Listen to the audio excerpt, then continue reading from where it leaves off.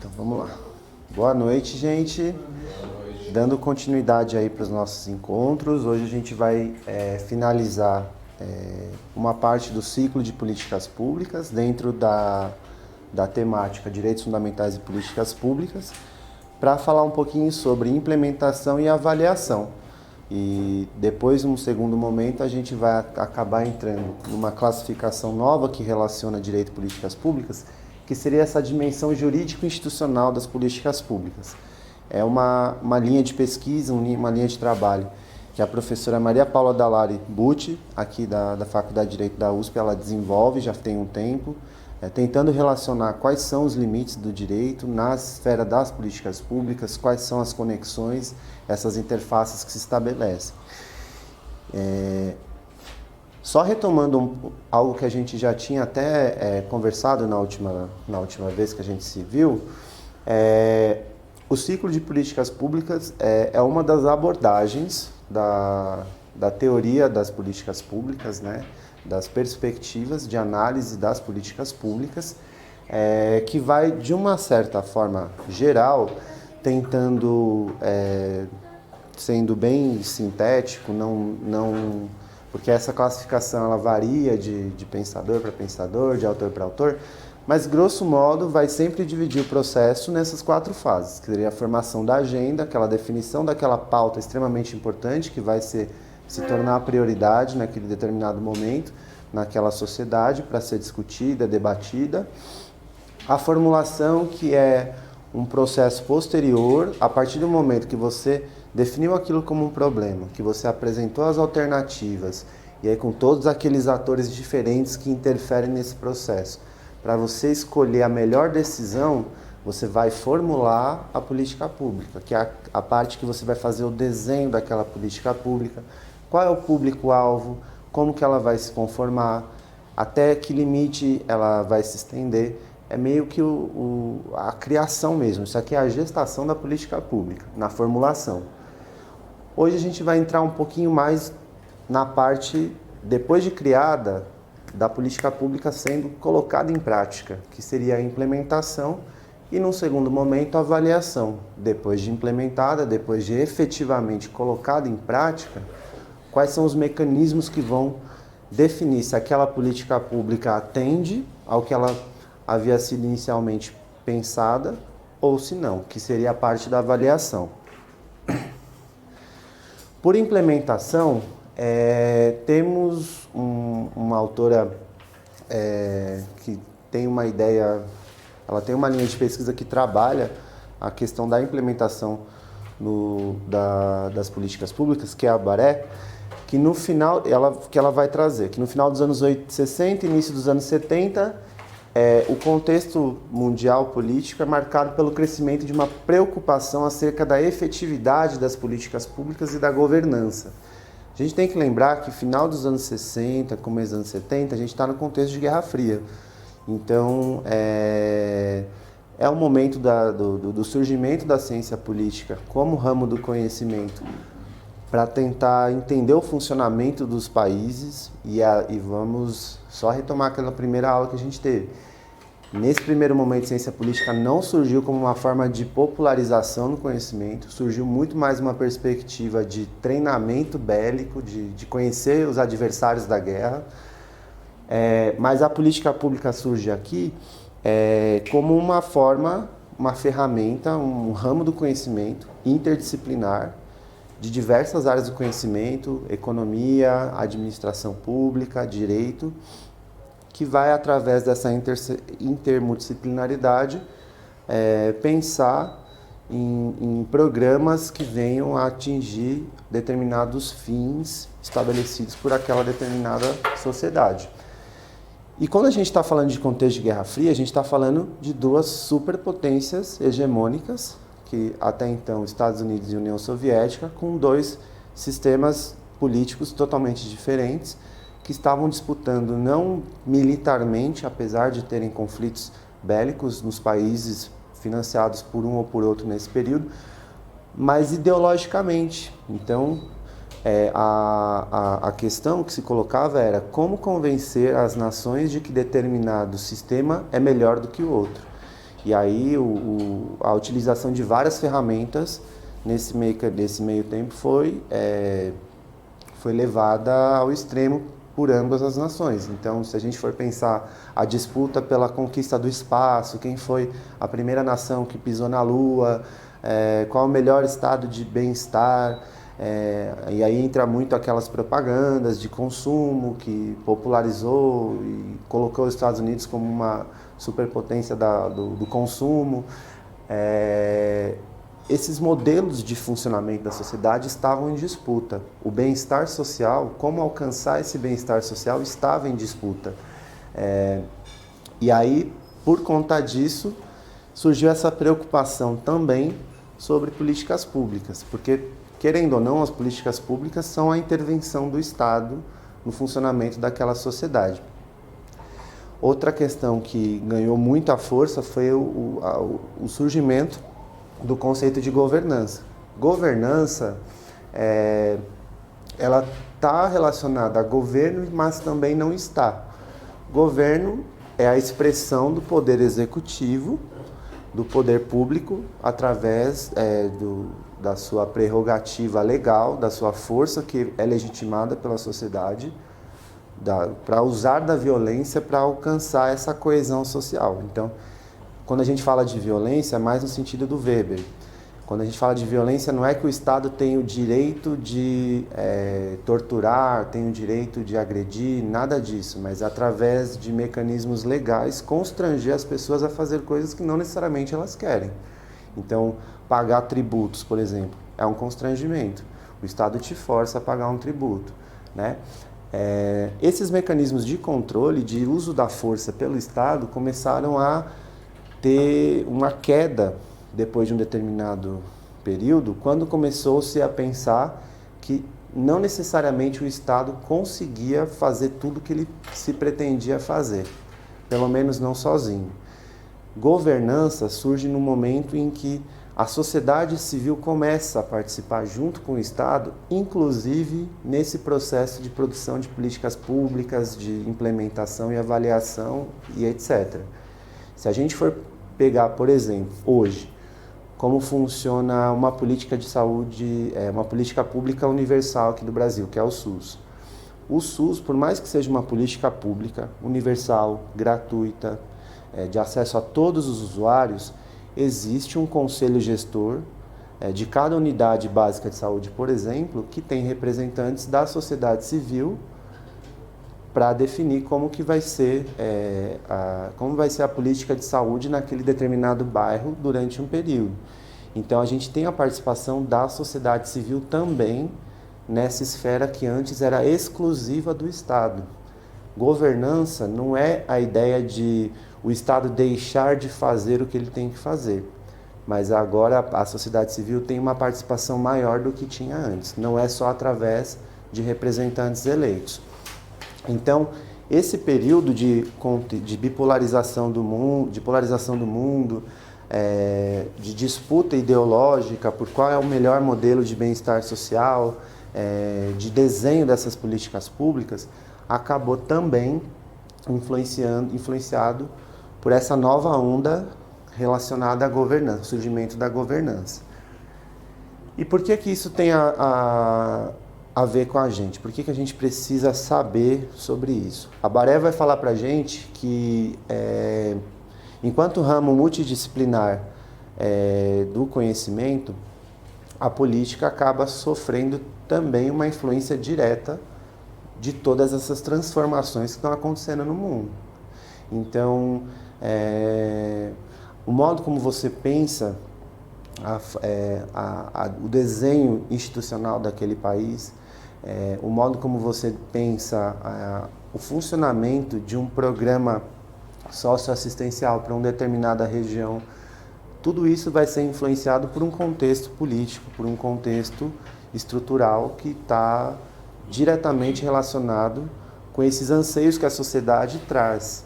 Se a gente for pensar que o direito ele vai trazer positividade para algo que é definido anteriormente pela política, isso tem muita relevância para a gente. E ela vai falar que esses estudos sobre política, enquanto ramo multidisciplinar, passou a se concentrar em 3 áreas principais.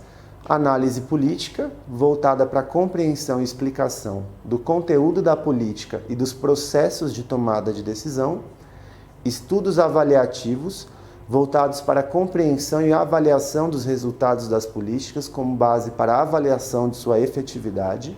E estudos organizacionais, preocupados com a compreensão sobre o funcionamento das organizações políticas e administrativas como sistemas comportamentais e com prescrições para melhorar seu desempenho. Então, a política, que antes era muito restrita à questão de representação, legitimidade, voto em determinada pessoa, e ela vai representar os interesses no Congresso, na Câmara, na Assembleia, muda bastante, porque agora a gente tem uma diversidade de frentes de atuação dessa própria área da política, tanto no que diz respeito à tomada de decisão, que seria essa parte de Congresso, Assembleia e tudo mais, mas também de organização e avaliação. Aqui a gente está falando de política não no sentido negociação, a gente está falando de programas, ações programáticas do Estado, políticas enquanto políticas públicas, né? Que agora tem uma participação maior da sociedade civil. E o que ela vai falar para a gente com relação à implementação, que é uma dessas fases do ciclo. Consiste no desafio de transformar, aliás, esse conceito não é da Baré, é de uma cientista política chamada Sheila Barbosa. A implementação consiste no desafio de transformar intenções gerais em ações e resultados. Esse desafio é potencializado pela crescente complexidade no processo de implementação de políticas públicas, sobretudo em função dos pontos de contato entre diferentes temas objetos dessas políticas.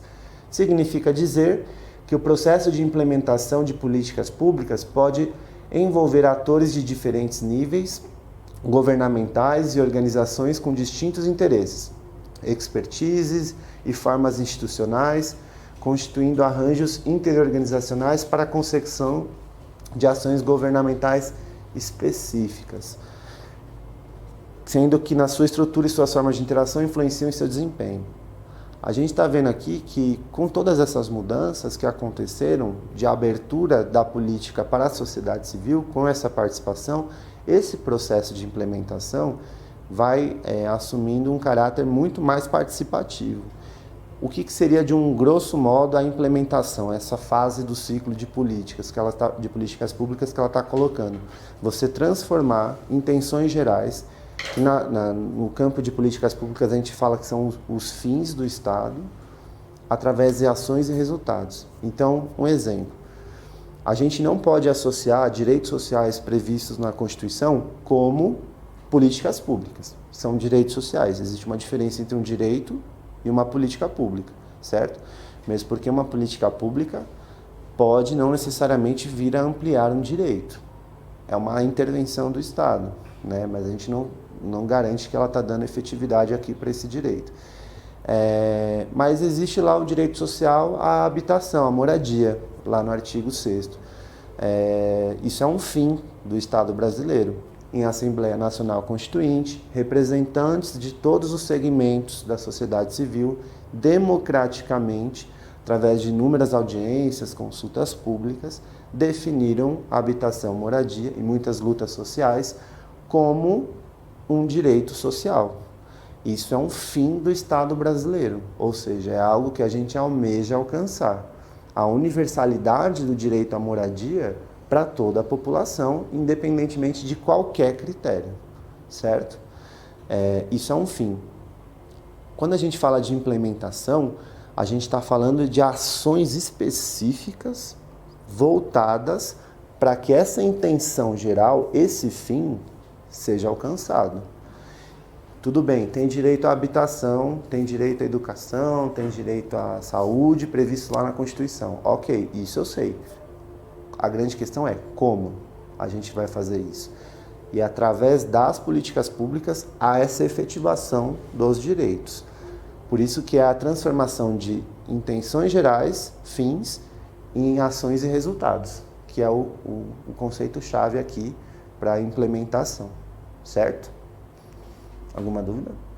Não? Entendi. Agora, falando um pouquinho dialogando um pouquinho com essa definição que a gente viu da Sheila Tolentino, a Gabriela Lota, que é uma professora da FGV, da UFABC, ela define esse processo de implementação, aliás, da importância desse processo nessa análise do ciclo de políticas públicas como a compreensão do processo de implementação parte do entendimento de que há uma série de fatores e condições específicas que influenciam as ações e decisões tomadas pelos burocratas implementadores.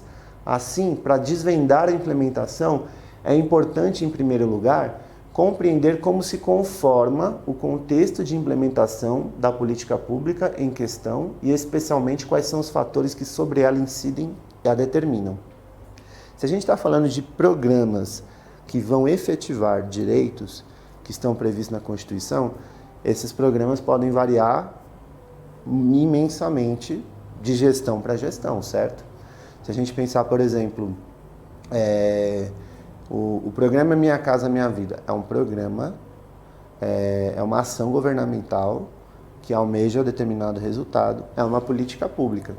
Existem determinados requisitos, condicionalidades para poder fazer parte dessa política pública. Existem determinadas normas que têm que ser observadas a partir disso, né? Mas esse programa tem todo um desenho próprio que é diferente de... Não me vem à cabeça nenhum outro programa habitacional, mas CDHU, outra modalidade, outra concepção, outro desenho, outros requisitos. Cada um desses programas vai ter uma forma de operação, de funcionamento. Então, o que ela está querendo dizer aqui? Cada um vai atender determinadas condições específicas que podem ser influenciadas, inclusive, por fatores conjunturais, momentâneos, atores que não querem que aqueles programas sejam efetivados, e tudo isso tem que ser levado em consideração no momento da implementação. Às vezes existem políticas públicas que se pretendem universais, mas dentro de determinados conceitos técnicos, dentro do conhecimento dessa política, ela acaba, na prática, não sendo necessariamente tão ampla assim. Essa semana, por exemplo, o Estado de São Paulo parece que editou uma lei de tornar os espaços públicos utilizáveis para fins de comércio. Por exemplo, um dos questionamentos que eu vi em reportagem ia contra uma outra política pública, porque a ideia era que não tivesse moradores ali que se aglomerassem, que teve um caso, acho que há pouco tempo, que pegou fogo nos barracos que ficavam embaixo do viaduto, né? Então eles estão querendo fazer a concessão de espaço público para fim de comércio para minimizar isso, para tirar os moradores. Só que em contrapartida não tem uma outra política pública efetiva para resolver o problema. Isso é um problema assim, gravíssimo e que é recorrente no campo de políticas públicas. Se a gente for parar para pensar, executivo não existe só municipal, existe estadual, existe federal. E a gente tem que considerar que são diversos atores muito diferentes envolvidos na formulação. Por questões partidárias, muitos dos gestores não se conversam, não promovem repasses financeiros que seriam, por exemplo, advindos de arrecadação de tributos e que tem previsão legal que determinado período tem que ser repassado para determinado ente federativo. Há um certo bloqueio, há um certo contingenciamento dessas verbas que seriam alocadas. De um modo geral, políticas públicas não se conversam. E aí eu não estou falando nem de questões partidárias. Pode até ser mesmo do mesmo partido no âmbito estadual e municipal e mesmo assim não se conversar. E mais do que isso, podem ser até em termos de setorialidade, né?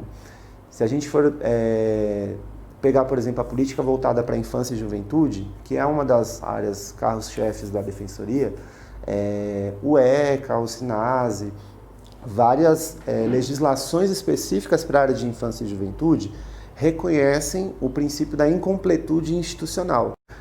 Existe lá um serviço de medida socioeducativa em meio aberto, vinculado à assistência social, que tem que fazer a execução da medida socioeducativa de um adolescente que foi responsabilizado pela prática de um ato infracional. Só a existência de um equipamento da assistência social não dá conta de todas as demandas que envolvem esse adolescente. Esse adolescente já em muitas situações, às vezes nem adolescente mais, já completou 18, porque pelo ECA você pode até os 21 anos responder a uma medida socioeducativa. Você, com 20 anos, não terminou a 5ª série. Como é que eu vou pensar em profissionalização se que a escolarização foi garantida ao longo da trajetória desse adolescente? Então, a assistência ela precisa dialogar com a educação, que em muitos casos precisa dialogar com a saúde, porque a gente está envolvendo, está lidando com situações que coloquem até em risco a saúde mental de um adolescente, quando não violações relacionadas aos direitos sexuais e reprodutivos também. A política pública, especificamente no caso de crianças e adolescentes, ela tem que ser intersetorial e a própria lei reconhece. Uma política pública só não dá conta. Mas o que acontece é que dentro do mesmo funcionamento, e aí por isso que é importante a gente ver todos esses participantes do ciclo de políticas públicas não se conversam. Às vezes não é uma questão do prefeito com o governador, do vereador com o deputado. Às vezes é o profissional da política pública de saúde que não está operando dentro das diretrizes lá do funcionamento do serviço de saúde da forma correta no seu relacionamento com o profissional da educação. Então, isso foi só um exemplo na parte de infância e juventude, mas se aplica a todas as outras, porque você acabou de me dar um exemplo de permissão de uso do espaço público, né? Tem finalidades que, na verdade, não são finalidades, são motivações, né, por trás de determinadas políticas públicas que elas não estão explícitas na política pública. Você nunca vai ver uma política pública de segurança que autoriza até recentemente eu tinha visto um projeto de lei que estava querendo não reconhecer a antijuridicidade do uso de arma de fogo de forma indistinta por policiais em casos que ele se sentisse ameaçado, com medo. Bom, se você for parar para pensar, a atividade policial é uma atividade necessariamente perigosa. A gente está lidando com situações de tensão, de conflito, e eu reconheço, é extremamente difícil. Às vezes você tem que dar cumprimento a uma ordem judicial de buscar uma pessoa dentro da casa, e assim, até para o policial entrar na comunidade é complicado. Então, é uma situação de tensão. Mas a partir daí, eu legalizar um instrumento jurídico de que quando ele se sentir ameaçado, ele vai poder usar indistintamente de arma letal sem pensar em nenhuma consequência, o que vai definir o medo dele? É o intelecto pessoal dele, ele vai conseguir justificar tudo. Essa política pública, por exemplo, que eu estou mencionando, se você for pegar as motivações, nunca vai aparecer, a finalidade dela nunca vai aparecer, precisamos matar todos aqueles que são pessoas que causem um risco para a sociedade. Vai vir com uma finalidade de garantir a segurança pessoal do policial, vai vir como algo do tipo garantir que exista um exercício da profissão de forma que não inviabilize a própria atividade policial, o patrulhamento. Vão sempre usar justificativas formais que não dialogam necessariamente com os reais propósitos daquela política pública, né? E isso é uma análise cirúrgica que quem lida com política pública tem que fazer. Aquela política pública pode sim transparecer que ela é linda, maravilhosa, que ela tem um caráter universal, que ela tem um caráter amplo e genérico. Mas a partir do momento que eu autorizo esse espaço de comércio aqui, numa região que historicamente é marcada pela presença de pessoas em situação de rua, o que eu estou querendo com isso? É promover comércio ou promover a expulsão desses moradores para outras regiões da cidade, né? É como ocorre na Cracolândia.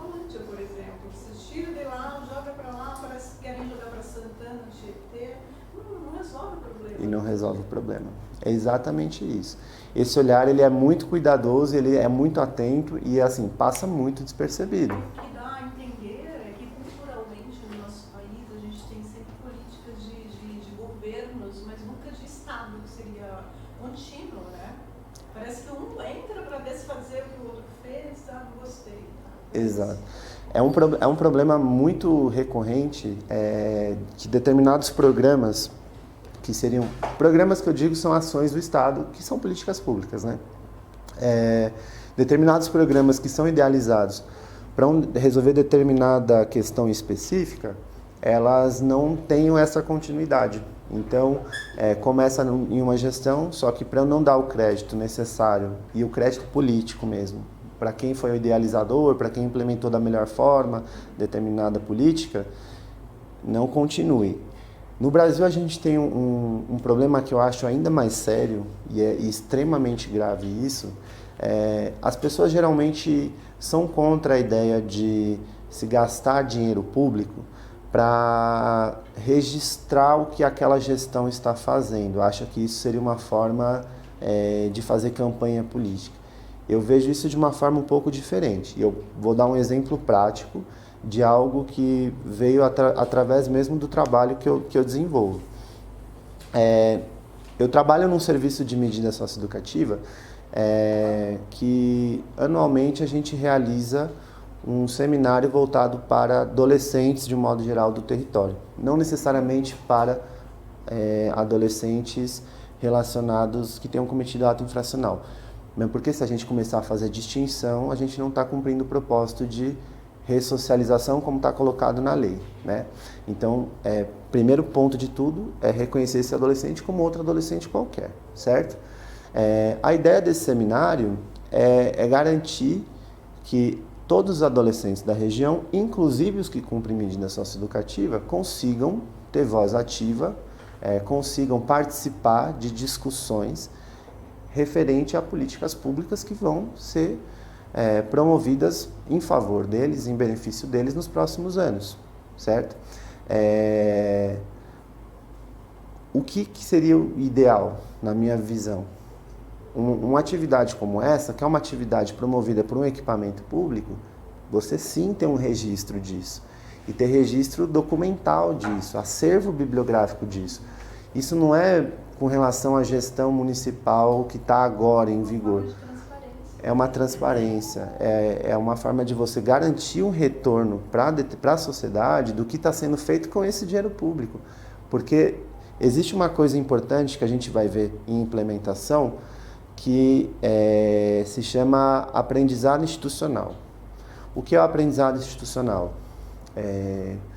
Existe um determinado grupo que a partir de agora foi eleito para a prefeitura municipal. Só que esse grupo ele é totalmente inexperiente no âmbito da prefeitura. E, gente, vamos ser sinceros, imagina hoje, cada um de nós aqui, na sua consciência individual, assumir uma cidade como São Paulo, uma gestão municipal de uma cidade como São Paulo, a loucura que é assumir uma cidade como São Paulo. Loucura em termos de, não que não faremos um bom trabalho, mas a pressão é absurda, são muitas demandas, milhões de pessoas que tiveram seus direitos historicamente violados, cobrança. Programas socioassistenciais que não dão conta de resolver todos os problemas, grupos econômicos cobrando do outro lado, e aí são aquelas falsas denúncias que querem afetar a credibilidade de uma pessoa que está desenvolvendo um trabalho legal numa área social, por exemplo. Tudo isso envolve muitas coisas, assumir um cargo como esse, por exemplo, né? Como que a gente vai conseguir, se a gente não tiver experiência nenhuma, fazer com que aquilo funcione, dê engrenagem. Se você não tem experiência nenhuma, a forma mais sensata, pelo menos, de você conseguir fazer isso acontecer é se partir de experiências anteriores. Seja para reproduzir o que deu certo, seja para melhorar, aperfeiçoar o que não estava legal, né? Porque assim, se fosse perguntar para mim, Helder, quais são as secretarias que você quer abrir agora? Você é governador do estado. Você tem que abrir secretarias aí para trabalhar. Eu posso até falar as que eu acho prioritário naquele momento, né? Vou falar direitos humanos, vou falar educação, saúde. Aí vai chegar alguém lá no final e vai falar, você esqueceu mesmo da Casa Civil? Aí eu vou olhar para a pessoa e falar, o que é a Casa Civil? Você imagina o problema que eu vou estar criando para mim, né? Porque a gente não dá conta de tudo sozinho. A gente precisa dessa participação anterior, de acúmulos históricos, isso é normal da política. E isso diz respeito ao aprendizado institucional. Uma das formas de você desenvolver o aprendizado institucional é através desse acervo histórico, é através desse registro, né? Imagine todo mundo aqui, provar no concurso da defensoria, certo? E aí vão ser lotados lá na Defensoria Pública de Presidente Prudente. Não sei se alguém aqui é de Presidente Prudente. Ninguém. Conhece a cidade de Presidente Prudente? Mas com que frequência você vai para lá? Uma vez. Você conhece todos os problemas de Presidente Prudente? Imagina você agora, defensora pública de Presidente Prudente. Em muitas cidades do interior, não tem essa divisão por falta de recurso, estrutura, né? Defensoria Pública Criminal, Infância e Juventude, Habitação, Civil, Família e tal. Chegou lá agora. Qual que é a sua área assim, de atuação que você gosta mais? Criminal. E aí você descobre que existe uma demanda absurda em direito de família. Você vai deixar de atuar? É isso. A gente também precisa conhecer as coisas como elas funcionam, a dinâmica do funcionamento das coisas, né? A gente idealiza muito na política o que a gente entende que é o melhor. Só que a política é o ramo das decisões e elas também partem das demandas que são apresentadas, né? Como que a gente compatibiliza tudo isso? Você citou um exemplo do Minha Casa Minha Vida, um programa do governo federal. Como se dá essa distribuição ou delegação para o governo estadual e até mesmo municipal, assim, o executivo? Para que seja realizado um programa como esse?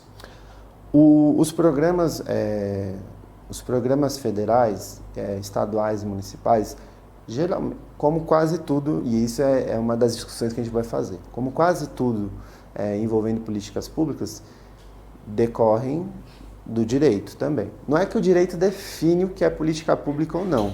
Só o que está na Constituição pode ser política pública ou não. Mesmo porque se tiver um direito social que não está no artigo 6º, quer dizer então que a prefeitura não vai poder promover? Não é isso, né? Nossa Constituição nunca veio com viés de restringir, sim de ampliar. Mas como tudo no direito público, pressupõe a observância irrestrita a um princípio chamado princípio da legalidade. Por mais que você queira criar um programa federal, estadual, municipal, você vai ter que ter um embasamento legal para a criação desse programa. Pela nossa Constituição, geralmente vai ser através do critério de competência. Então, temas, por exemplo, relacionados à organização das cidades. Existe o Estatuto da Cidade, que traça diretrizes, é uma lei federal, ok, mas o que vai definir a vida, o cotidiano da cidade de São Paulo é o plano diretor municipal, é uma lei municipal, né? É uma lei que instrumentaliza discussões, instrumentaliza debates, audiências públicas. O resultado desses processos vai ser instrumentalizado numa lei. Não é que a lei veio de cima para baixo, ela existe. Teve todo um debate, toda uma construção em torno dela. Você me perguntou como é que funciona, se eu entendi bem, me corrige, tá? Como que funciona esses repasses, como que funciona essas definições? Geralmente é com base no critério da Constituição. E essas brigas de competência são levadas para o Supremo o tempo inteiro. Porque até na Constituição fala que é competência dos municípios legislar sobre questões referentes a interesses locais. Quer coisa mais vaga do que isso?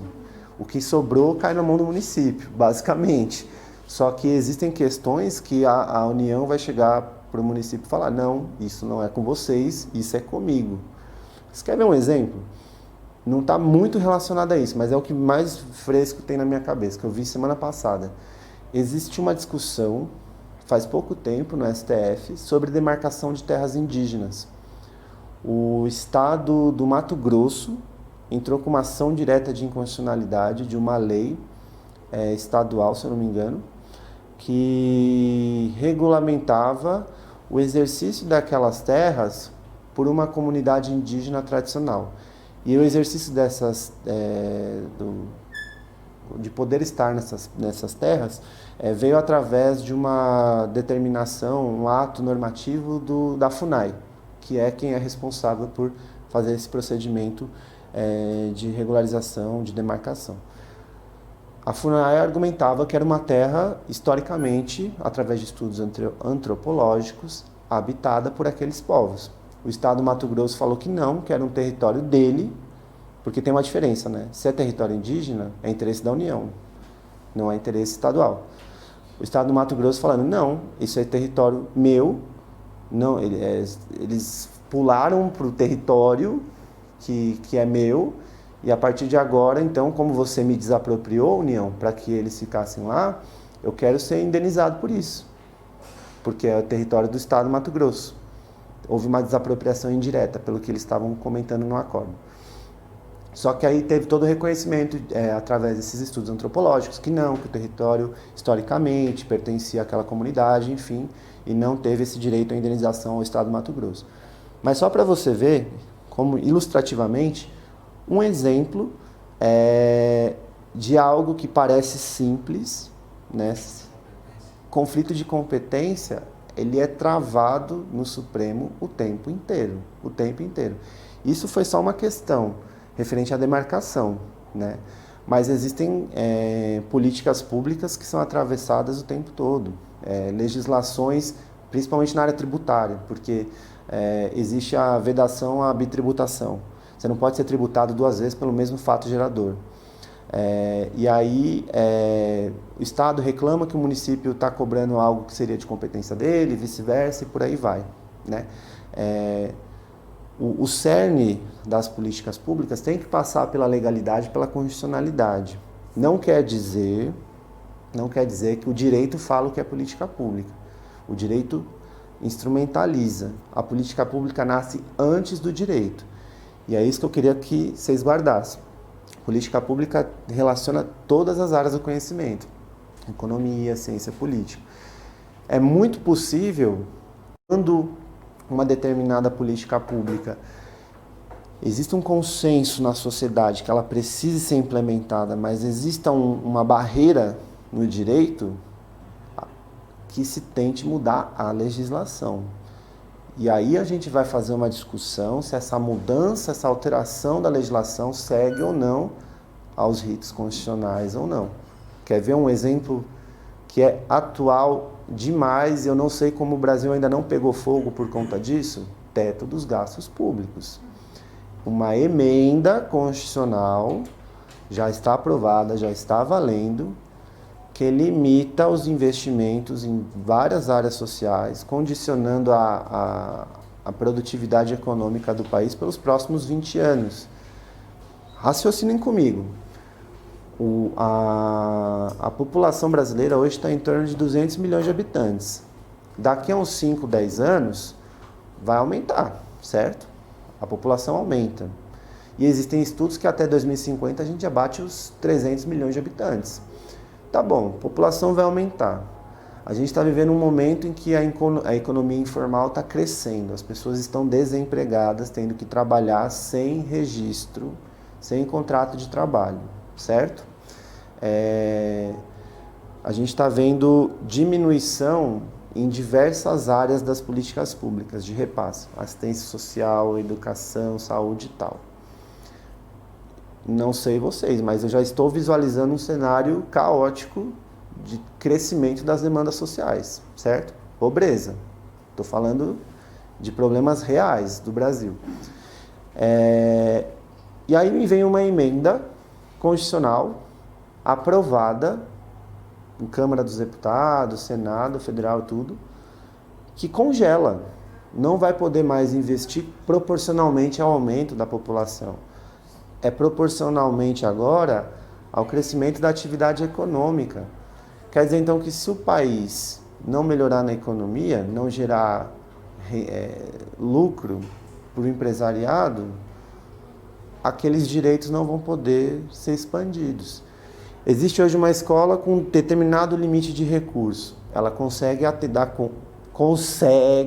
dar conta de 50 alunos por sala. A população vai aumentar. O que era 50 vai virar 100. Vocês imaginam 100 alunos numa sala de aula? Com um professor, que já é mal pago? 40 é um absurdo. Imagina o dobro. Isso vai gerar evasão escolar, isso vai gerar violência na escola, isso vai gerar inúmeros outros problemas que estão relacionados diretamente com isso. E aí é menos pessoas escolarizadas, menos pessoas com acesso ao mercado formal de trabalho, certo? Uma coisa vai ligando à outra. Agora a pergunta que eu faço, essa PEC não é mais PEC, ela é uma emenda 95 de 2016, ela foi aprovada, ela é parte do nosso texto constitucional. Ela respeitou o artigo 60 da Constituição, que fala que nenhuma proposta de emenda à Constituição tendente a abolir voto secreto universal periódico, forma federativa de Estado, da República, esqueci, direitos e garantias fundamentais. Se a gente está falando de investimento público que vai garantir o direito à educação, assistência social, saúde, não vai poder ser ampliado, e vem uma emenda que vai congelar isso, eu acredito que isso está reduzindo, se não tendente a abolir. Como é que isso foi aprovado? Não era cláusula pétrea? Por que a gente estudou que isso não poderia acontecer? Essa discussão, gente, eu vejo muito poucas pessoas fazendo, muito poucas, e assim, é um cenário extremamente grave, porque a gente está definindo não apenas políticas públicas, a gente está definindo qual que é a relação que nós, sociedade brasileira, temos com a nossa Constituição. Aquilo é para ser uma regra de funcionamento, aquilo é para ser uma carta de princípios, né? Porque não que o direito ele vá definir o que é política pública, mas primeiro surge a política pública e depois ela é instrumentalizada.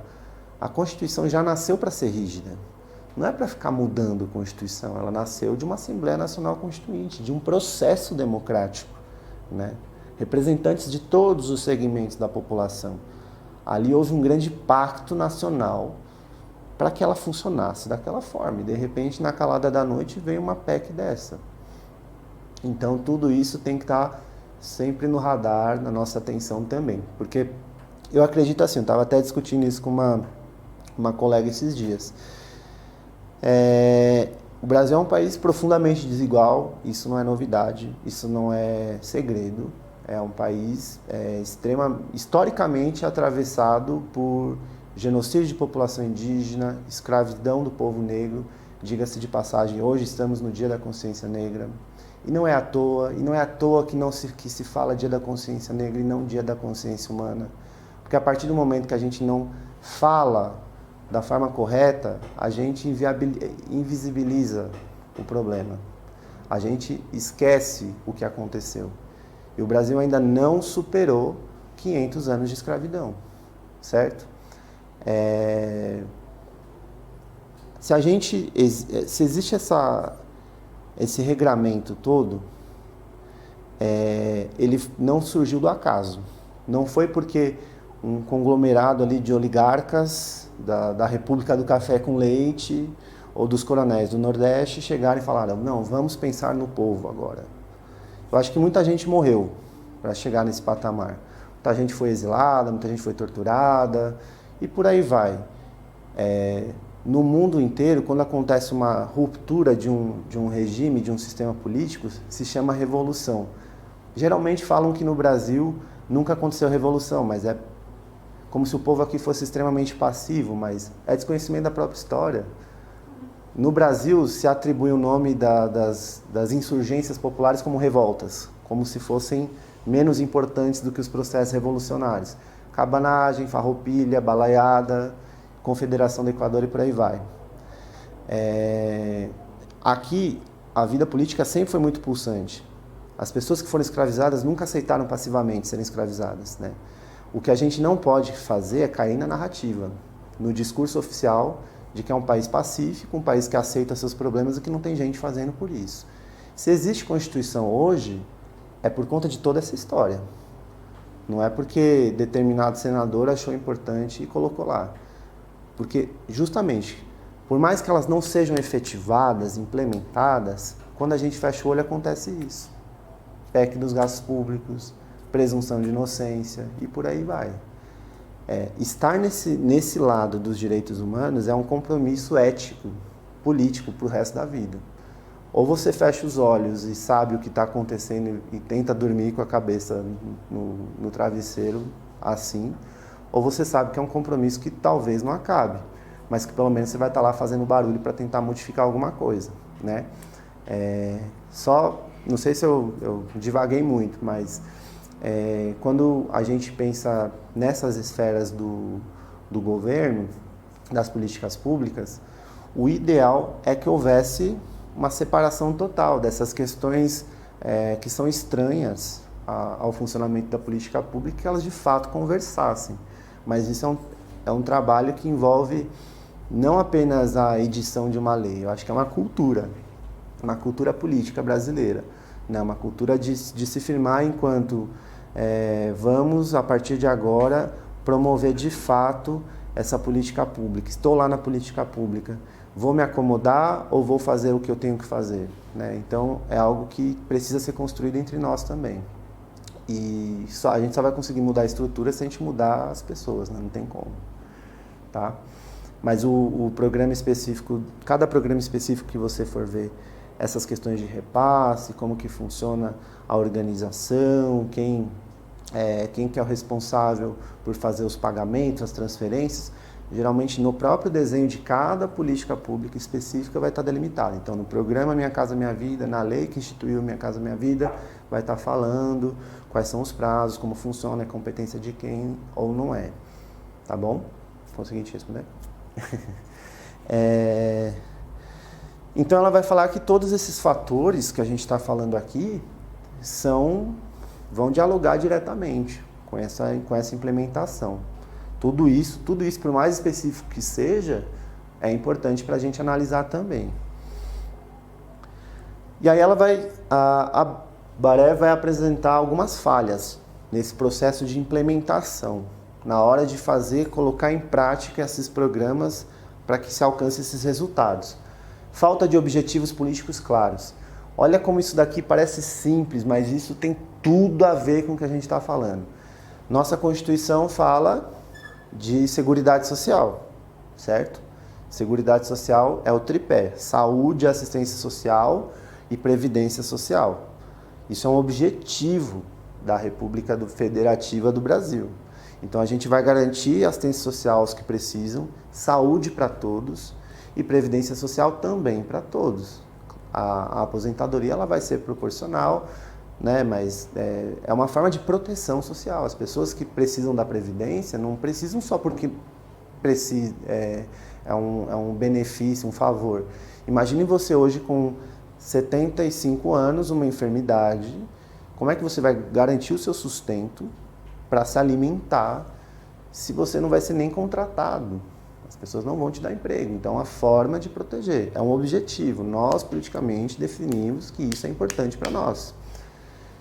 Quando a gente não tem isso muito claro, a gente não consegue colocar em prática. Se a gente não sabe onde a gente vai, como é que a gente vai para esse lugar, certo? Então, é um dos problemas para a implementação. Multiplicidade de atores e agências envolvidas. Quando tem muitas pessoas com interesses distintos, a gente tem que sempre buscar o consenso para aquele determinado problema. Mas existem pessoas e situações que são radicalmente conflitantes. Se não for possível o consenso, exemplo, está lá na Constituição, imposto sobre grandes fortunas. É um tributo que está previsto na Constituição, certo? Até hoje não foi implementado. Não pense que não por falta de lobby, né? Muitas pessoas não querem que ele seja implementado, certo? Mas daí eu fico perguntando, se existe lá, É simples assim, a pessoa não quer que seja implementado e não vai ser implementado? Não foi definido que tem que ser implementado? Decisões políticas também implicam não agradar a todos, certo? Se a gente for perguntar hoje para a população brasileira qual que é a opinião, e eu vou colocar isso no campo da opinião, tá? Porque eu não considero isso opinião, mas se a gente for colocar no campo da opinião, o que a população brasileira acha sobre a união homoafetiva? Eu diria que a maioria, com certeza, vai falar que é contra. A maioria. Não é um absurdo. Não tem pesquisa para isso. Mas não é um absurdo afirmar que a maioria falaria isso. Certo? Agora eu pergunto, é possível, pela maioria, a gente decidir dessa forma? A gente está inviabilizando a existência das pessoas, né? Então, a opinião da maioria é mais importante que a existência das pessoas? Obviamente que não. Decisões políticas não necessariamente implicam em agradar a todo mundo. E a gente tem que tirar essa ideia da cabeça. Porque se a gente coloca isso na cabeça, os conflitos eles vão aparecer sempre. Nunca vai agradar todo mundo, certo? Tem que ter fundamento para as nossas decisões também. Problemas de comunicação e coordenação entre as diferentes partes da cadeia. E aí entra muito nisso que a gente estava falando agora, dos repasses, né? Vamos supor que eu aqui, cidade de São Paulo, quero implementar o Minha Casa Minha Vida, só que o governo federal não me repassou a verba ainda do programa. Como é que eu vou implementar essa política pública? Então, é uma falha de comunicação que acaba afetando diretamente no funcionamento. A gente tem que ter sempre uma leitura muito ampla. O que realmente está acontecendo? Para não cair no erro de acontecer algumas barbaridades. Eu lembro que, vocês devem se lembrar desse episódio, faz muito pouco tempo, o governo aqui de São Paulo, pouquinho tempo que está na gestão estadual, tipo uns 30 anos no mesmo partido, disse que naquela época a falta de recursos do Cantareira era por conta das poluições que o governo federal, que era de outro partido, estava fazendo lá na Amazônia, porque isso, nos desmatamentos, queimadas. Porque é o que acontecia, mudava o regime das chuvas e aí não abastecia a água aqui em São Paulo. Foi a justificativa oficial, gente, não é nenhum absurdo. Se vocês colocarem no Google, é isso que foi colocado lá como justificativa. A Organização das Nações Unidas levantou a mão e falou, espera um minuto, o Estado de São Paulo, não estou falando do governo federal, o Estado de São Paulo não investiu no melhor alojamento, capacidade de distribuição da água nos últimos anos. Como é que você está atribuindo isso ao problema da chuva? A questão foi a falta de investimento local, não foi a chuva, o desmatamento na Amazônia. É um problema, mas não estava relacionado diretamente. Se a gente não tiver... A gente tem que ter essa noção ampla do funcionamento da política, mas a gente também tem que ter uma cautela, senão a gente cai em umas desculpas absurdas e que são usadas o tempo todo para justificar desvios e outras questões. Valores intra- e interorganizacionais e diferenças de interesse entre atores e agências, os conflitos, né, os interesses políticos conflitantes. Problemas em diferenciar perspectivas e prioridades no que diz respeito a interpretações políticas e motivação para implementação. A agenda, a formação da agenda é o que vai definir o que é prioritário ou não. Tudo é prioritário se a gente for parar para pensar, né? Existem pessoas passando fome, existem pessoas sem casa, existem vários problemas. Mas a agenda é o que vai ganhar mais importância, impacto aqui naquele momento. Quando a gente erra a definição do problema central, a gente não consegue implementar as políticas públicas, né? Eu acho que, não sei, a gente está vivendo um momento agora que existem questões muito pouco importantes, né, que são discutidas às vezes por Twitter presidencial, né, do tipo relacionamento do presidente da França, sabe? Tem coisas que não tem necessidade, né? E a gente consegue ver como isso é problemático para fazer o Brasil se desenvolver. Limites do controle administrativo e autonomia relativa na implementação pelas agências. Esse último problema aqui é bem sério. As agências geralmente são órgãos públicos, autarquias, né, na verdade, que são responsáveis por determinada área ali do direito público, né, do direito administrativo, que se elas não tiverem autonomia para desenvolver seus trabalhos, elas acabam se submetendo ao controle do poder executivo. Então, um mecanismo, por exemplo, que geralmente o pessoal associa bastante, que é o Banco Central. O Banco Central é uma autarquia que é responsável pelo sistema financeiro. Se ele... eu falo isso com muita cautela, porque eu sei que a crise de 2008 se deixou muito, um processo muito jogado, que não tinha um controle efetivo da sociedade sobre o que estava acontecendo no sistema financeiro. Mas, teoricamente, quando existem pessoas capacitadas que têm um conhecimento específico sobre o funcionamento do sistema financeiro, é mais confiável que essas pessoas desenvolvam o trabalho do que determinado candidato que vai utilizar daquilo como uma ferramenta partidária. Isso é muito comum e é utilizado como uma forma de popularidade mesmo. Então, tem que se tomar muito cuidado com essa participação, esse controle excessivo da política também nas questões técnicas. Tem que ter um equilíbrio, né? A sociedade civil precisa controlar a parte técnica, mas também não é ignorar tudo que está sendo feito e desenvolvido.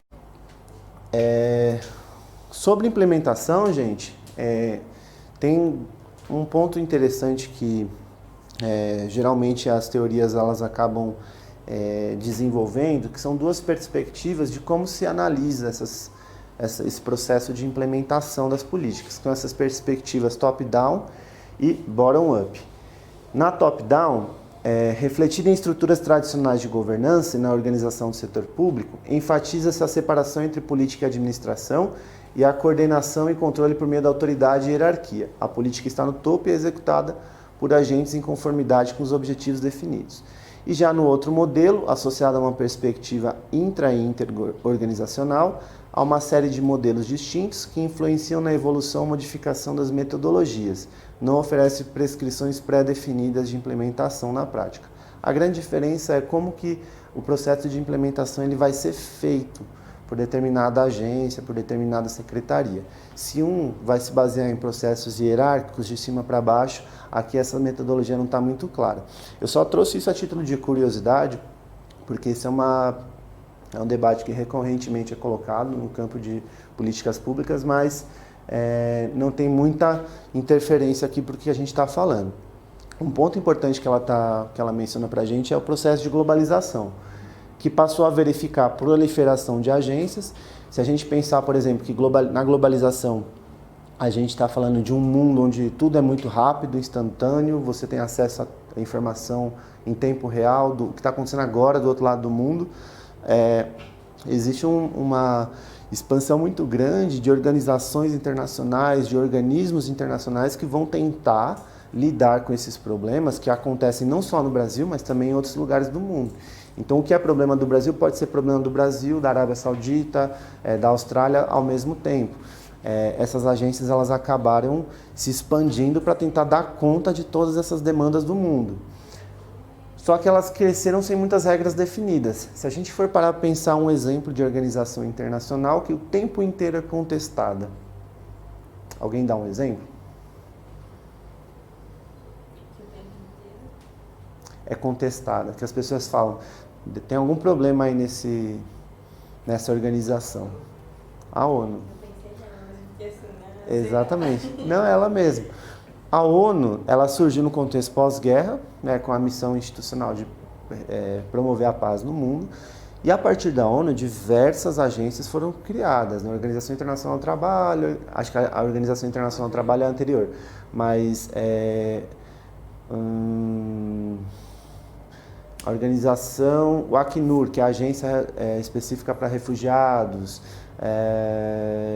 outros comitês que vão avaliar o funcionamento dos direitos econômicos dos países, relatórios ambientais e tudo mais. São agências internacionais, né, que vão tentar regular uma determinada matéria. Essas agências, por mais que elas tenham as suas regras de participação e organização, elas são contestadas o tempo inteiro. A ONU, por exemplo, a ONU teoricamente engloba todas as nações do planeta, mas existem que tentam organizar os seus problemas de forma igualitária. Mas a gente sabe que existem nações que são mais iguais do que as outras, né? Por exemplo, o Conselho Permanente de Segurança. São 5 nações vitoriosas na guerra que detêm o controle das principais decisões do mundo. É a polícia do mundo, né? Até hoje a ONU é contestada por conta disso. Mas o que ela está falando é que esse processo de globalização, esse processo de globalização expandiu o número dessas agências e não necessariamente houve uma definição dessas regras, de como que elas funcionariam. Logo, tem uma crise de legitimidade também. Um exemplo que a gente acabou de falar é o da ONU. Sem demarcações ou responsabilidades. Um exemplo disso, quer ver? Tem um tratado internacional que fala sobre armamento nuclear. Vira e mexe, sai na televisão que a Europa está preocupada com o desenvolvimento de armas nucleares no Irã. Mas os Estados Unidos não é signatário desse tratado. E é o país que tem milhares de ogivas nucleares. Se eles apertarem o botão, acaba o planeta. Então, por que o Irã não pode ter e você pode ter? Essa discussão sobre o funcionamento das agências cai muito também no que o Boaventura, que acho que até é objeto de estudo para a Defensoria, ele vai tratar como esse pluralismo.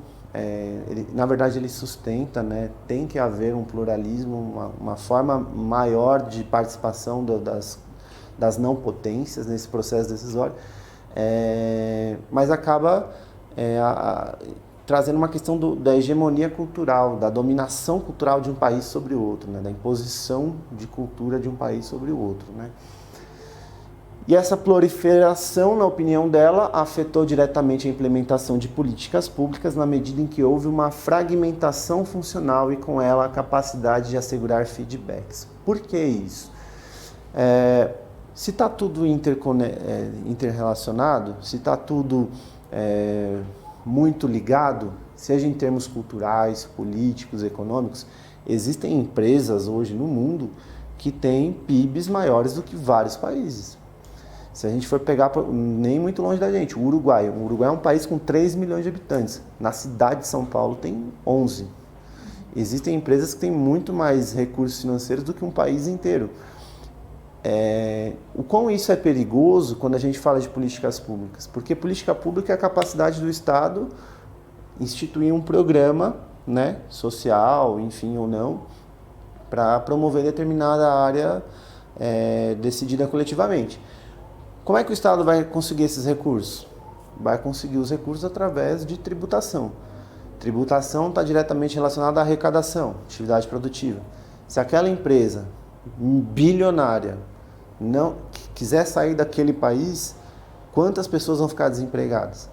Recentemente, agora aqui em São Bernardo, teve o fechamento de uma das montadoras aí. Mais de 50 anos que existia essa montadora.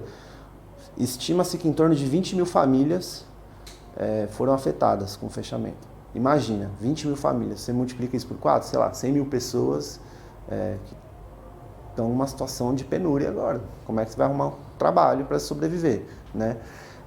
Essas empresas, elas têm uma influência muito forte no funcionamento de um país.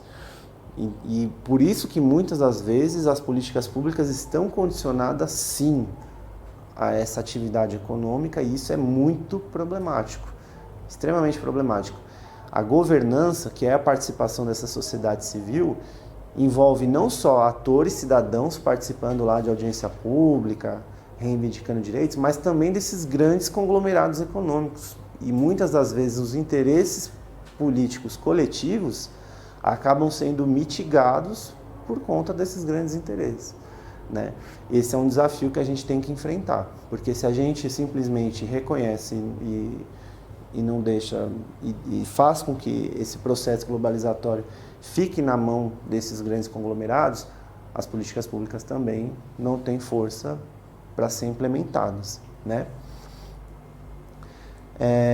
Aí ela vai falar um pouquinho mais que naquela da perspectiva top-down e da bottom-up. Na top-down, buscar compreender a adequação de uma decisão política nos objetivos de uma lei de cima para baixo. Na bottom-up, se dá no movimento reverso, de baixo para cima, que aí entra muito naquilo que a gente falou dos burocratas a nível de rua, como que às vezes está desenhado aqui numa política pública ampla, federal, um modelo. Só que esse modelo ele é aplicado de forma diferente na prática. Por quê? Porque quem opera aquilo ali embaixo, opera de uma forma diferente. Por isso que eu falei. Um dos desafios também dessa área de políticas públicas não é só desenhar a lei, não é só o direito que vai resolver, mas é uma cultura política para estar em conformidade com essa lei, com essa Constituição também, né? Isso seria a implementação, gente. Implementação, então sempre guardar essa ideia, né? Ações buscando resultados, né, colocadas em prática de determinada política que já foi objeto de agenda, já foi formulada, agora está sendo colocada para valer. A avaliação é uma última fase e a fase que vai tentar dar conta dos resultados dessa política pública. Eu trouxe aqui 2 classificações do IPEA, e essa classificação é de 2018, do ano passado. O IPEA é o Instituto de Pesquisas Econômicas Aplicadas, vinculado ao Ministério... não sei, mas é do governo federal. O IPEA ele faz vários estudos referentes a indicadores econômicos e tal, e ele é muito importante nessa formulação dos conceitos de políticas públicas. Ele faz diversas pesquisas sobre o funcionamento delas ou não, né? É um órgão oficial. Obrigado, Ministério da Economia. É um órgão oficial que vai acabar direcionando e tentando trazer uma diretriz sobre o funcionamento desses critérios de avaliação da política pública no âmbito nacional. Então, para o IPEA, as metodologias e ferramentas analíticas utilizadas na avaliação fundamentam a tomada de decisão. Olha como isso é importante até para a gente que é do direito. A gente fala de direito administrativo e princípio da legalidade, a gente fala sempre da motivação, da fundamentação, não é isso? Então, as decisões políticas, por mais que elas não estejam lá no âmbito do judiciário, não é só o judiciário que precisa explicar o que está decidindo. As decisões dos governantes também têm um fundamento analítico. Fundamento a tomada de decisão dos gestores públicos em prol do aprimoramento das políticas. Portanto, os resultados da avaliação de processo servem para implementação ou aperfeiçoamento da política, que é uma avaliação formativa, ou para a tomada de decisão sobre sua adoção ou expansão, avaliação somativa. Ele também traz uma diferença entre o que é avaliação e o que é monitoramento. Pra gente, esse é um relatório do ano passado. A avaliação deve ser um processo de exame diagnóstico da política pública sob análise. Devem ser considerados, dentre outros aspectos, a forma como a política está sendo implementada, seus efeitos desejados, os principais stakeholders e as formas como os recursos públicos estão sendo utilizados.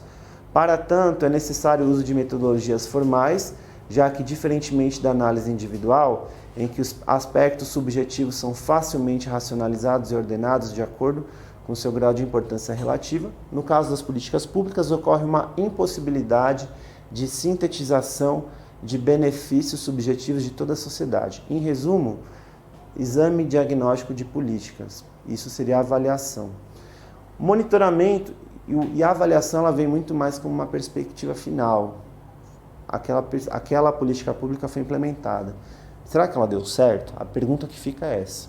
Então ela está tentando ver todo esse processo formativo dela, o que acarretou de impacto, de desempenho, de mudança. Isso seria a avaliação. O monitoramento também está ligado à execução das políticas, mas é um processo contínuo ao longo da implementação, realizado pelo próprio órgão responsável pela política pública. Tem como objetivo controlar a entrega de insumos, o calendário de trabalho e verificar se os produtos estão de acordo com as metas. O monitoramento permite identificar problemas e falhas durante a execução que prejudicam as ações, os processos ou os objetivos da política pública e assim reúne condições para corrigir rumos ou ajustar planos de implementação. Em resumo, gente, a avaliação ela está preocupada com a parte final da política pública que foi implementada. O monitoramento ele está muito mais situado no âmbito do plano de trabalho. Exemplo básico, A partir de agora, vocês são responsáveis pelo funcionamento da política de habitação na cidade de São Paulo. Vocês são da Secretaria de Habitação da cidade de São Paulo. Vocês têm que traçar, sempre em conjunto com a prefeitura, né? Vamos supor que a promessa de campanha da prefeitura era zerar o índice de déficit de casas populares na região central de São Paulo. Eu estou lá, me candidato a prefeito e falo que a partir de agora não vai ter mais pessoas sem casa no centro de São Paulo. Isso é meu objetivo. Coloco lá no plano de metas, isso ganha campanha, tal, aquela coisa. Beleza, temos 4 anos para fazer isso acontecer. Eu tenho que pensar em muitas coisas, né? Eu preciso pensar um estudo geográfico, topográfico, eu preciso fazer um estudo orçamentário, eu preciso fazer um estudo de impacto, eu preciso fazer um estudo de metodologia utilizada, né? Tudo isso vai entrar na parte do plano de trabalho. A avaliação, ela está mais preocupada com metas, objetivos. Então, identifiquei que existem 20 mil pessoas na região central de São Paulo que não têm acesso à moradia. Meu objetivo final é que essas 20 mil pessoas tenham acesso à casa, a uma moradia digna. E o monitoramento é o dia a dia. O que eu preciso fazer para acontecer isso? Eu preciso entrar em contato com a Secretaria Estadual de Habitação, preciso pedir repasse via programa Minha Casa Minha Vida para o governo federal. São como esses arranjos, essas articulações, elas são feitas no âmbito legal. Não pense que eu fiz assim quer dizer nada, é no âmbito legal, tá? Como que isso é colocado, é construído de uma forma a ser efetivado, certo? Aí o que mais isso daqui, ó, é um conceito que o IPEA trouxe de avaliação, de quem pode participar da avaliação, só que eu vou traçar uma crítica a ele, tá? A avaliação deve ser conduzida preferencialmente por outros órgãos independentes. Vocês concordam comigo que se eu fiz a política pública, eu avaliar, tá tendencioso, né? Tá parecendo o juiz de instrução e julgamento, né? Eu colho as provas e eu faço o julgamento. É óbvio, né, que vai ser a mesma decisão. Se eu que colhi a prova, não diretamente responsáveis pela execução da política pública, como os órgãos centrais, Casa Civil, Ministério da Fazenda, aqui é no âmbito federal, tá? Ministério do Planejamento, Desenvolvimento e Gestão, Transparência e Controladoria Geral da União, IPEA, Tribunal de Contas, bem como pelas universidades e fundações privadas, mediante interação com o gestor responsável pela política pública. O IPEA está falando que quem é responsável por fazer a avaliação das políticas federais são esses órgãos. Eu discordo. São esses órgãos, mas também sociedade civil. Se a gente está falando de uma Constituição democrática, uma Constituição cidadã, o que impede, o que inviabiliza o controle social sobre a política pública? A gente está falando de instituições que têm a sua relevância, têm seu funcionamento, têm a sua importância na definição da política pública. Mas elas não representam toda a sociedade civil, certo? E por mais que tenha um estudo muito técnico, é aquilo que eu falei no começo. Técnica não exclui participação social. E também participação social não pode desconsiderar estudos técnicos. Tem que haver um equilíbrio. Mas se a gente não conseguir promover os dois simultaneamente, das duas uma. Ou a gente vira uma tecnocracia, os técnicos falam o que é melhor para o país o tempo todo, lá no jornal, então a gente nunca vai decidir nada. Ou também a gente vai tomar decisões que podem levar a gente a problemas realmente graves, financeiros, econômicos e tudo mais. Porque a gente vive um país extremamente miserável, um país extremamente desigual. E existe sim uma preocupação em você conseguir promover essa distribuição de renda e essa inclusão social. Ela não pode ser feita de forma desorganizada, porque a partir do momento que é feita de forma desorganizada, não é possível garantir essa inclusão social de todos, né? Muitas pessoas criticam os programas de transferência de renda porque falam que eles são migalhas, porque falam que eles são cabide de eleitorado. Gente, duas críticas. Primeiro, para quem tem comida em casa é muito fácil atacar um programa de transferência de renda. Quem não tem sabe a diferença de ter ou não ter. Começa por aí. E ponto número 2. Infelizmente, os recursos disponíveis, seja por uma questão de organização, seja por uma questão de arranjo institucional, seja por uma questão de orçamento mesmo, ainda se não dá conta de todas as demandas da população. Eu vi um levantamento, acho que foi até do IPEA mesmo, faz um tempo atrás, falando que o salário mínimo nacional adequado para uma família brasileira, isso há uns 10 anos atrás, hein? Para atender minimamente as demandas da população brasileira era de 2.500. Eu estou falando de 10 anos atrás. Hoje o salário mínimo é de R$1.000, certo? Então, tem a ver com concentração de renda? Tem, com certeza. Tem a ver com inúmeros privilégios históricos. A gente não pode esquecer isso nunca. Se a gente esquece isso, a gente não está exercendo a função de defensor público da forma correta.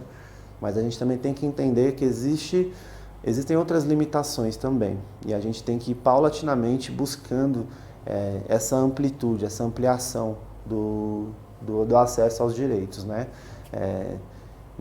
Gostaria muito que todo mundo pudesse hoje fazer a USP, mas hoje ainda não estamos nesse patamar, certo? De conseguir uma expansão para toda a população, é isso que eu estou querendo dizer. De uma forma, agora, amanhã, todo mundo está lá amanhã, entendeu? É isso que eu estou falando, até por uma questão de estrutura, é isso, tá? Essas avaliações com maior grau de independência podem contribuir para o aperfeiçoamento da política pública e fornecer à sociedade insumos para um debate mais qualificado sobre os gastos públicos. A avaliação baseia-se na reflexão crítica e, quando necessário, na proposição de mudanças na condução da política pública. Por que ela vai promover esse aperfeiçoamento, gente? Porque eu vi tem um autor muito bom mesmo. Esse daí eu recomendo vocês lerem.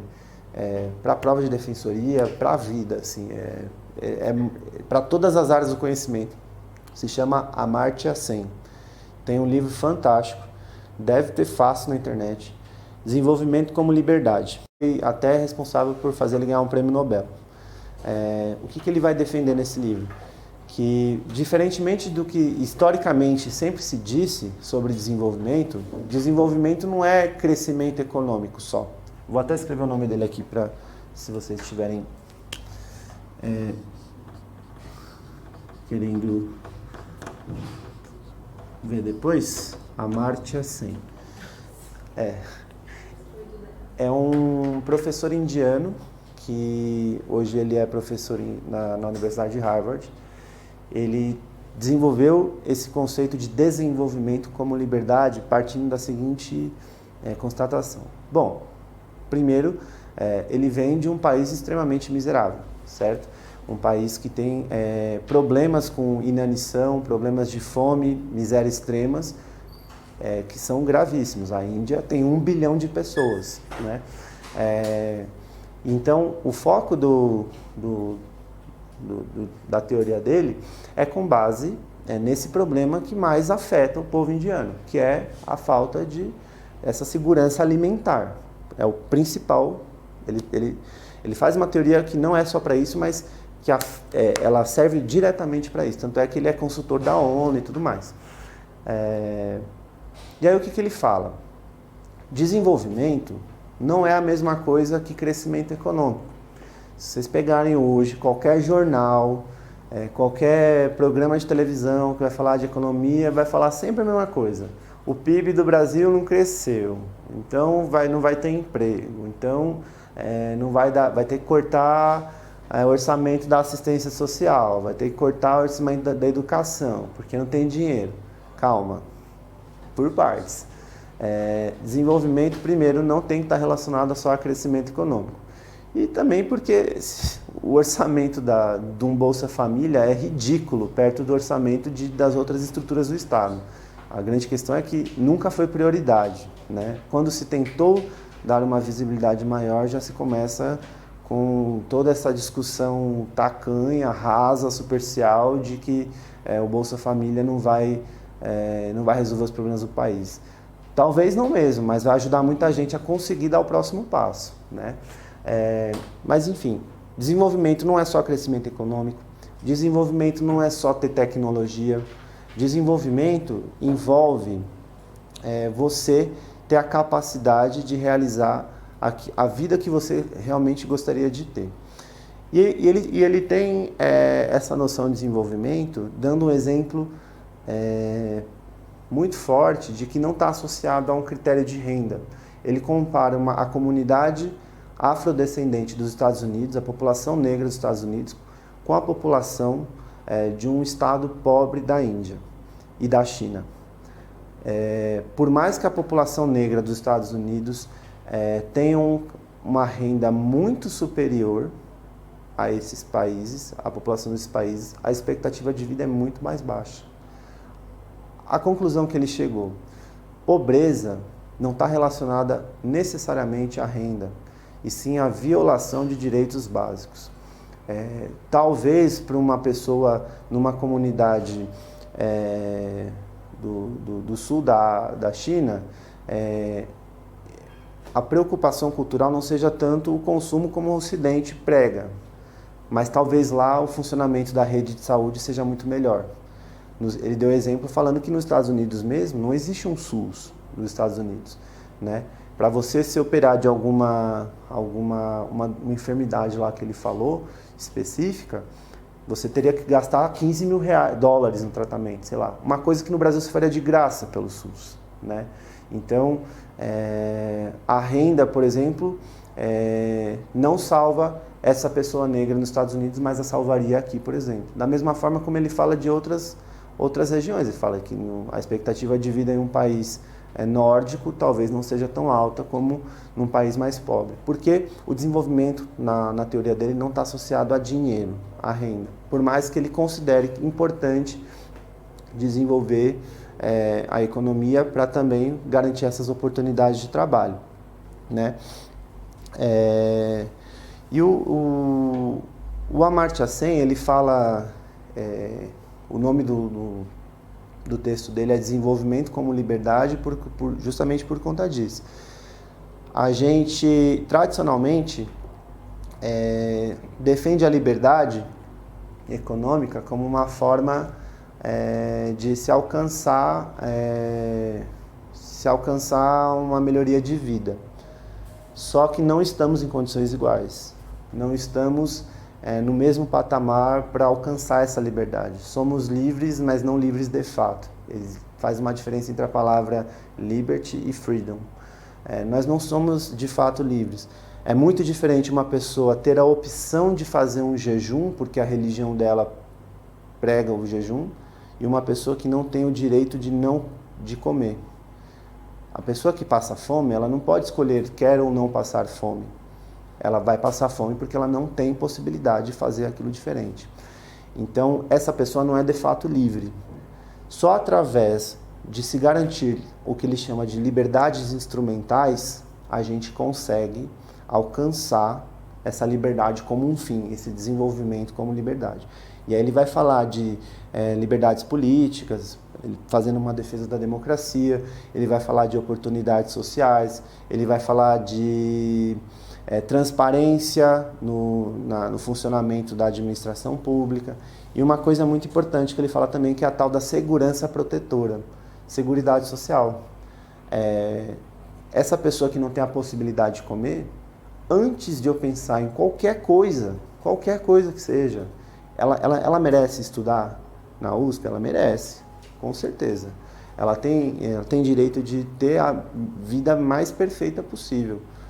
Mas ela precisa, antes de tudo, ter um prato de comida. Porque isso é assim, um requisito básico da sobrevivência dela, né? É um livro muito bonito, que fala bastante de como que a gente poderia pensar melhor o desenvolvimento, né? Uma sugestão que eu deixo para vocês. E eu lembrei desse texto, porque se a gente fala de avaliação, como é que a gente vai falar de avaliação sem participação e controle social, né?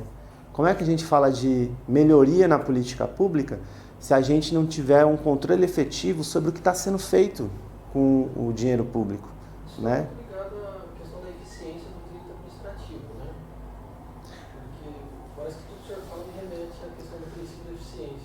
política pública, direito administrativo e direito constitucional, só muda as perspectivas. O direito administrativo está mais no âmbito da legislação, das regras e princípios da atividade do Estado com os cidadãos. O direito constitucional são os anseios políticos daquela determinada sociedade efetivados ali. Política pública é a área do conhecimento que vai ver economia, ciência política, toda a administração pública, mas também o direito. Então, tudo isso dialoga essencialmente com isso. Inclusive, os princípios do direito administrativo, eles existem porque surgiram de uma necessidade, né? Nós temos o erro, caímos recorrentemente no erro de acreditar que existiu lá na Constituição, então a Constituição criou, a Constituição efetivou. Isso já vem de um passado, isso já vem de estudos avançados de outras áreas do conhecimento, de muitos debates, reflexões sobre isso, que enquanto sociedade nós decidimos em Assembleia Nacional Constituinte. Vamos criar um direito forte para que ninguém conteste, com base nesses valores que definimos importantes. Se lá está publicidade, é porque a gente passou por 21 anos de ditadura militar, onde isso não era transparente. A partir de agora a gente reconhece como um valor. E é um valor que agora tem força constitucional. Não dá mais para... Não, é a minha opinião. Não importa a sua opinião. Está na Constituição. Mas eu concordo com você. Estão muito relacionados.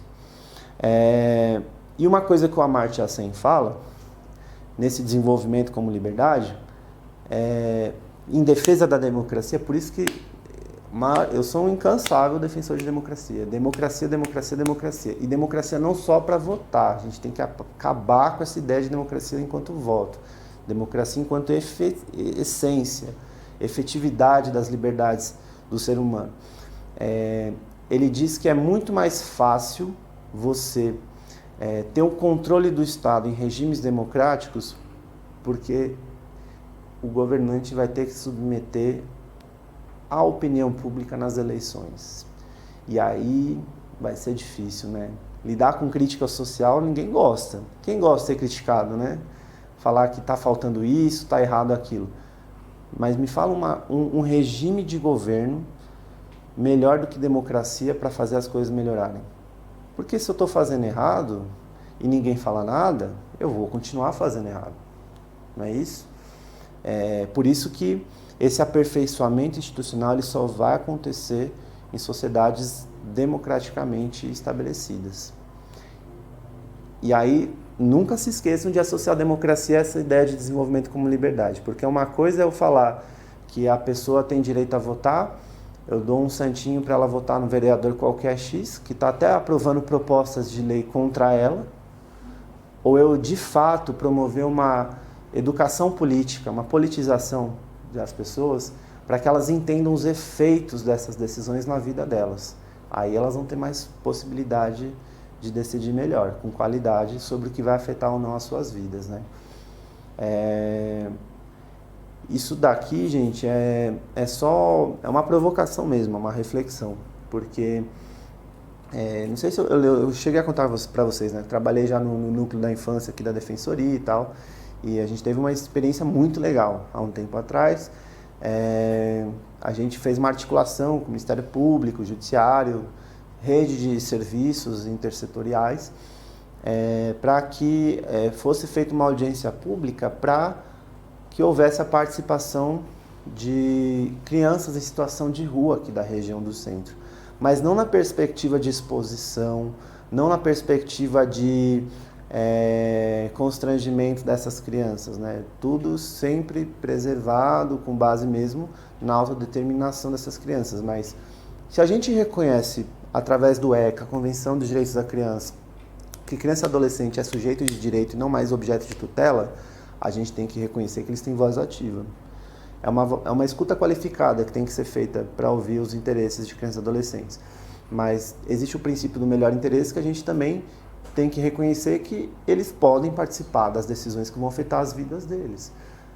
A ideia desse evento foi que eles pudessem falar sobre a realidade deles e o que eles acham que seria o melhor para tentar, enquanto política pública, atender às necessidades deles. Muitos ficavam nos equipamentos de abrigo e fugiam, porque não queriam ficar lá.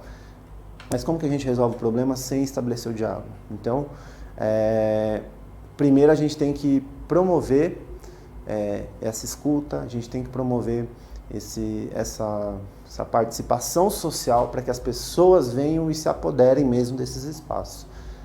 Democracia só vai funcionar nesse momento, né? Se for de 4 em 4 anos, a gente já está vendo que não está dando muito certo, né? E aí, já caminhando só para a gente dar uma pausadinha para o intervalo, alguns pontos relevantes que ela traz para a avaliação de políticas públicas. A abordagem da avaliação deve estar alinhada ao ciclo de execução da política pública. Como exemplo, será visto mais à frente que uma linha de avaliação de impacto só deve ser executada se a política já tiver alcançado o tempo de execução suficiente para que haja os resultados e os impactos esperados. A experiência internacional mostra que utilizar metodologias bem aceitas e roteiros padronizados gera resultados confiáveis e permite maior comparabilidade entre as diferentes políticas públicas. As políticas que apresentam avaliações ruins, que não passam pelo processo de validação da sociedade, incluídas as críticas da comunidade acadêmica, dos pesquisadores e da imprensa, não deverão se prolongar por muito tempo. Que é o ponto central da avaliação que não é bem feita com participação social. Não vai ter legitimidade, não se sustenta, vai gerar insatisfação, vai gerar insurgências e por aí vai, né?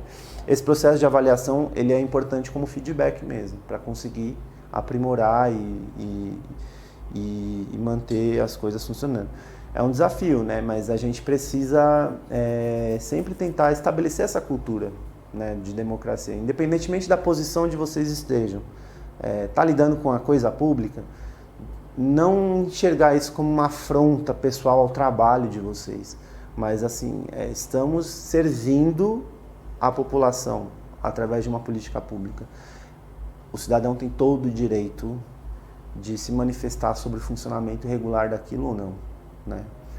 Não à toa, faz muito pouco tempo, o crime de desacato acabou sendo julgado inconvencional pelo Pacto de São José da Costa Rica, na Corte Interamericana de Direitos Humanos.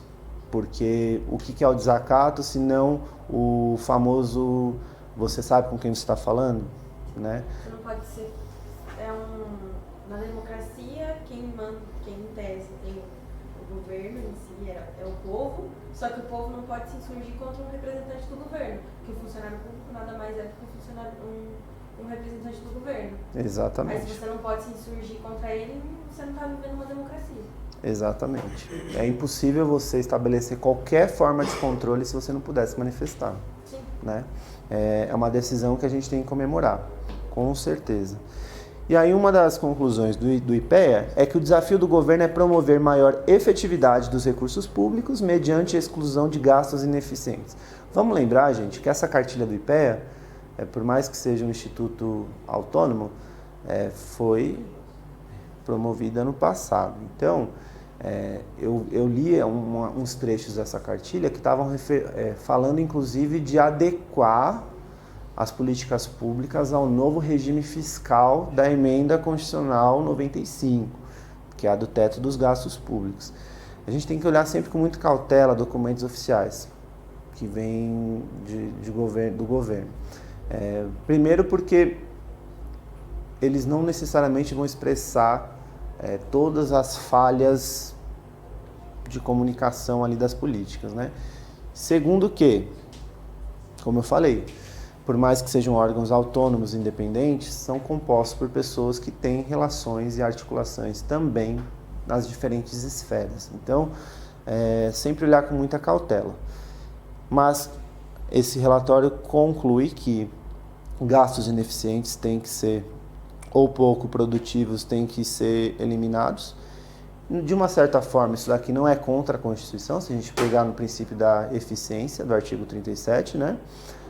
Para que esta e as próximas gerações possam ter acesso a bens e serviços públicos de qualidade. Com isso, realiza-se mais com os mesmos recursos e permite-se que as decisões alocativas sejam orientadas por critérios mais claros e transparentes, baseados em evidências.